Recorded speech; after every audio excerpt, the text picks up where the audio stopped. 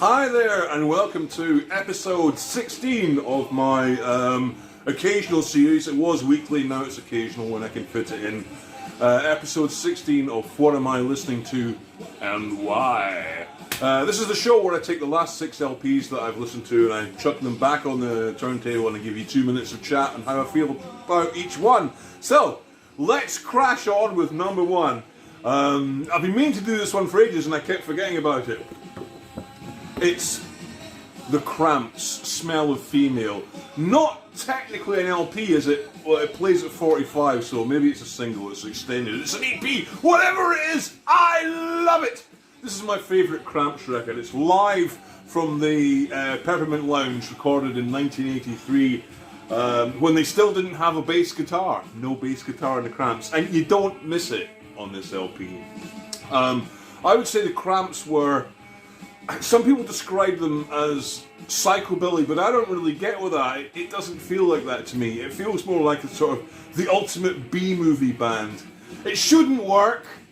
The playing's not very good. But there's just something about them that's just so... Bad music for bad people is the catchphrase you get with them. They also feature Lux Interior, great name. I think he got it from a car TV ad. And the guitarist Poison Ivy, who is probably the sexiest woman to have ever been in a rock band. Forget Britney, forget Madonna, forget all those bitches! We're talking Poison Ivy here. She displays what I call cocktail waitress indifference, which makes her the hottest thing in the whole world. The whole album only lasts about 20 minutes. It's got a fantastic cover. Really fucking beautifully done. I think the best track is maybe You've Got Good Taste. It's my favourite Cramps album. I hope it's yours too. I'm going to give that a solid 8. Record number 2 today, this is a bit of a jump from the Cramps, is John Martyn, One World. Now, I was never a huge John Martyn fan, he was always my brother's thing, but I kind of got it. But I've been listening to this record quite a lot, and I really, really like it. It's probably the favourite one that I've heard. This is the 7th album made in 1977, and it's really got really great. It's got a really great sound to it. It's brilliantly produced by Chris Blackwell. Now, when he made this, now I just found this out. He'd just come back from Jamaica, had been hanging out with Scratch Perry, and that's where all the fucking all that echo shit comes from. This is quite an experimental album, and yet it's focused. My problem with John Martyn is always it was a bit unfocused and all over the place. And if he wasn't that, then he was acoustic guitar, folky troubadour. Can't be arsed with that either. But this has all the kind of experimental sounds on it. I think Lee Perry helped write Big Muff, which is amazing. But it has all that sort of, it's very stoner sort of stuff going on it, and it's great. John Martyn himself was not the nicest man. Are you my wife? He was a little he was a little bit handy, I believe. That's why he got the name Johnny Too Bad. On this record, it's the mellow stuff that shines. The stuff that's got a little bit sort of drum kitty in that, it's okay, but it's the space echo shit that you want to be listening to. It was mostly made outside. They recorded this album while floating in a boat with a pair of speakers on a lake. A lot of it, which is amazing. And as I say, recorded after a massive 6-week Jamaican bender with Chris Blackwell. The more I listen, the more I like it. The Wee Small Hours is an absolutely amazing track. Ruined by an unnecessary and dumbass guitar solo put on the back. Totally not needed. Rico, who played with the Specials, is on this record too, which is totally amazing. I did a little bit of research on this one because I didn't know much about it, and what I found out was like, wow. So there you go. John Martyn, One World, highly recommend it. It's a solid 6.5, going on to a good 7. You could push it to a rocky 8. Record number 3 is a serious departure for me. This is everything I don't like. Stan Getz and his jazz album, well, I mean, they're all jazz albums, but this album's called Didn't We, which came out in 1969. Now, Stan Getz, I didn't really know anything about him. He's an American saxophonist, plays the tenor sax. He kicked off in the 1940s. When did he die? I'm not sure when he died, but when he died, he got buried at sea and they tipped his ashes into the sea out of his saxophone case. I was just trying to think of all the ways that could have gone wrong. Now, as I say, this is not my kind of thing, but this actually really is my kind of thing at the moment, because it's the kind of record you can do other things to while listening to. It does not demand your attention, but if you give it your attention, it's lovely, but it's also there doing something in the background, decorating the space. That's what it does. This album decorates the space that you're in while you're writing or whatever it is that you're doing. And that's what I find it's so great. It's undemanding, but it's also really, really nice.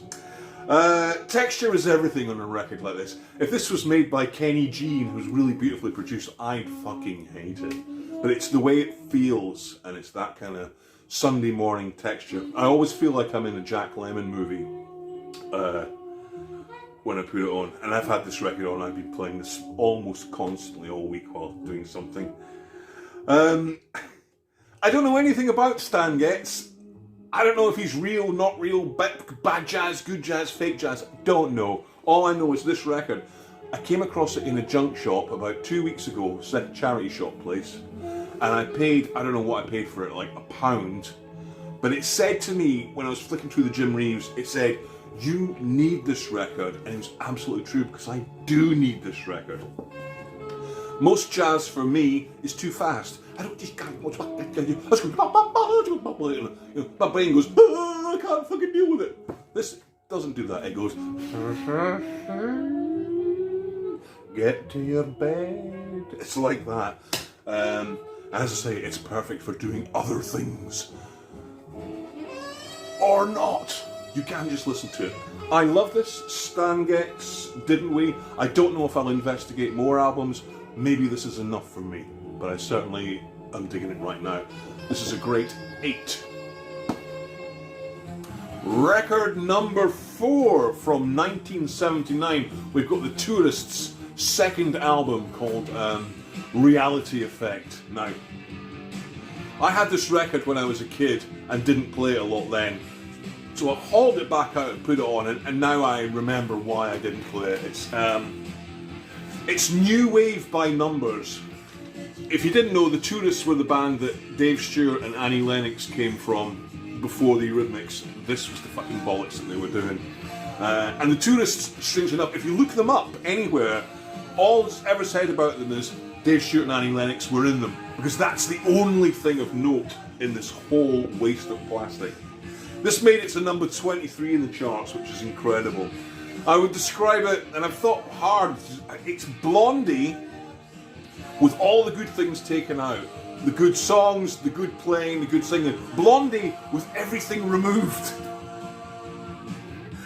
Apparently, the record company let them make 3 of these fucking things. I've only heard this one. I wouldn't want to hear anything else. Strangely enough, all the songs on this album were written by the guitarist, Pete Coombs, who we never heard of again, and I wonder why. It's possibly the most forgettable set of songs I think I've ever heard. I listened to side 1 in one setting and listened to side 2 last night, and honest to God, it was fucking water torture. Water torture to sit through that 6-song choler. It's agony. And you think, oh, it should be alright, it'll just go, yeah, but oh no, it's like a fucking drill. This is a lot better than the first LP, apparently, so God only knows what that pile of tripe must have sounded like. As I say, new wave by numbers. The cover's okay-ish. Lennox and Stewart, they did the right thing by ditching this whole fucking thing and moving on to something else. This is the biggest waste of time ever. I don't know how much money was wasted on the fucking Tourists, but how much it was too fucking much. I'm gonna give this, I hate it, I'm gonna give it a 2. A record number 5, and this one's been a long time coming too. Finally I'm doing a bit of Bobby Dylan! This is Bob Dylan's 1976 album, his 17th album, Desire. And to my mind, I think it's his last. People are going to argue with me about this, but they're wrong and I'm right! I'm going to say that this is Dylan's last really great album. This is the Rolling Thunder Review era, the one where he was painting his pus white and wearing that hat. But this is a terrific Bob Dylan album. It opens with the track Hurricane, which is Dylan's kind of protest song about Reuben Carter, the boxer who was falsely imprisoned for the multiple murder of a bunch of people in the bar. And I've got to say that Hurricane is a masterclass of songwriting. I tried to learn it to be in a band, so I had to learn the whole thing. It's like 17 enormous verses, and you can't get any of them wrong. It was the follow-up to Blood on the Tracks, which is a great LP. After this, I'm not sure how many LPs after this, but it all went a bit Christian. Is it Last Slow Train Coming or something? I'm not sure. Anyway, there's Christian albums after this, and I cannot be fucking doing that. I mean, who listens to modern Bob Dylan? Who listens to modern Rolling Stones? Why do they bother making records? Dylan, why do you bother making? Nobody wants them. We'll go this far and no further. It's violin heavy. There's a girl called Scarlett Riviera who plays violin on this, and it's lovely. It's on every track. Apparently, legend says that Dylan just met her in the street when they were rehearsing. She was walking up the road holding a violin case, and he spoke to her and told her to come down to the sessions, which is incredible. And she's been interviewed, and she says herself that if she'd left the house 5 minutes later or crossed the road, it never would have happened, which is kind of amazing. The other big track on this is the sort of gangster ballad on the other side, which is Joey, which is about Joey, some gangster guy. It's like 4 hours long and has 15,000 verses as well, but it's great. I would also recommend Black Diamond Days as a lovely bit of storyline. But yeah, the last good Dylan album in this reporter's humble opinion, and I'm going to give it 7.5. Desire. Record number 6 is from 1990. It's Pop Will Eat Itself and their brilliant LP, Cure for Sanity. And before I go any further, can I just say that anything I say about this record, I'm also saying about the previous record called This Is This from 1989. To me, they're a pair. I only have this one, but they're a pair, and anything I say about this, I'm also saying about that. Okay. This record was a massive revelation to me when I first heard it. I couldn't believe it. This was a game changer. I didn't know you could do this kind of thing with music.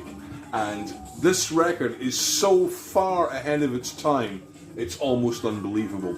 The band themselves were a part of something called, well, were they?